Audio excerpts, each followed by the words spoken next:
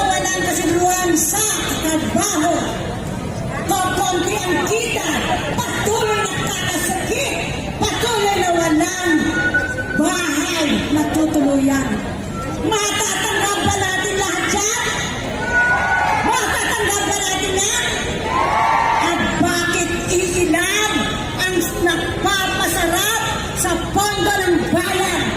Hindi sa kanila yan. Galing sa ating lahat yan. Kaya kung mga kasama, tandaan natin, pag ang mga mahihirap ay magugutom dahil sa epekto ng korupsyon na to, walang panlipo ng serbisyo, walang partisipasyon sa pamamahala at patuloy na paghihirap sa buhay. Darating din ang panahon na kasama. Ano mangyayari at anong gagawin nitong 90% natin mahihirap? Sana hindi mangyayari ang kagaya ng nangyayari sa ibang bansa. Paggutom ang tao, ano ang gagawin natin? Revolusyon ang gagawin nila. Kaya sana hindi darating sa ganyan. Gumawa tayo ng pagbabago at kung kailangan yan, gagawin natin. Pero kung hindi natin kaya, mag-ayos tayo ng ating gobyerno natin. Na ang gobyerno na ito may malasakit, may magkakaguyot sa buhay ng bawat Pilipino.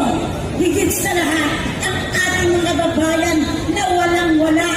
Hindi nang kagaya ng ilan sa atin dito. Medyo masarap ang buhay natin. Masarap na tulog. Pero ang ating kababayan, mga vendor, mga driver, at lahat ng informal sector ay kawawa ang buhay nila.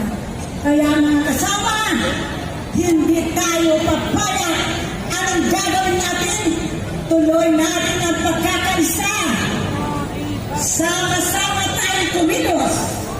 Magpalakas tayo at magpalawak tayo ng ating mga iba't ibang kilusan sa iba't ibang region, sa iba't ibang komunidad, kung saan man tayo. At yung mga kilusan na yan ay sana magdudugtong-dugtong para mahigit malakas ang ating kilusan ng sambayanan para itayo natin ang tunay na sistema na naglilingkod sa atin at nagmamahal sa atin. Ang gobyerno ng masa at gobyerno ng mamamayan. Mabuhay ang kababaihan!